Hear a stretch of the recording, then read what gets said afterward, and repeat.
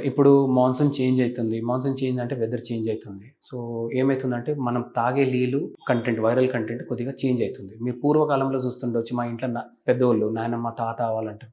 ఎక్కడన్నా బయటికి పోయి వచ్చినప్పుడు మనం కొద్దిగా మన ఫీవర్ వచ్చింది, కడుపు టమ్మీ అప్సెట్ అయింది, ఇది మంచిగా అనిపిస్తలేదు, వైరల్ ఫీవర్ అంటాం అది అంటే వాళ్ళు ఏమంటారు? ఒకటే మాట అంటారు. బాబు నీకు అక్కడ నీళ్ళు పడలేరా అంటే ఏంది?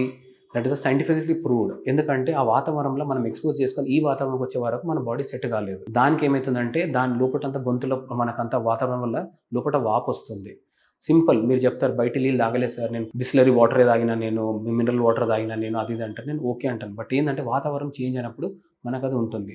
సెకండ్ థింగ్, అవి లోపట ఉన్నప్పుడు మన గొంతులో ఏమవుతుందంటే కిందికి దిగినప్పుడు వాయిస్ చేంజ్ అవుతుంది. మన మాట్లాడే యంత్రం కొద్దిగా ఉతకపోతుంది. మన వాయిస్ టోన్ హార్ష్ అవుతుంది. సార్ బాగున్నారా ఇట్లా అయితే ఉంటుంది. అది ట్రామా లేదంటే ఇది ఇన్ఫ్లమేషన్ వల్ల.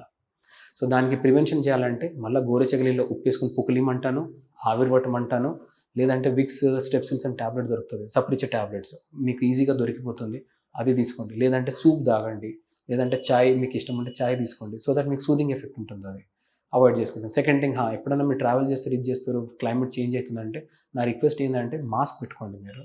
సో దట్ మీకు కొద్దిగా 0.5% మీరు అవాయిడ్ చేసుకోవచ్చు దానికి. మీరు తీసుకునే అదే మందులు, అదే నాణ్యమైన మందులు, కానీ సగం ధరకే. అవును, మెడ్ ప్లస్ బ్రాండ్స్ పై 50 to 80% తగ్గింపు.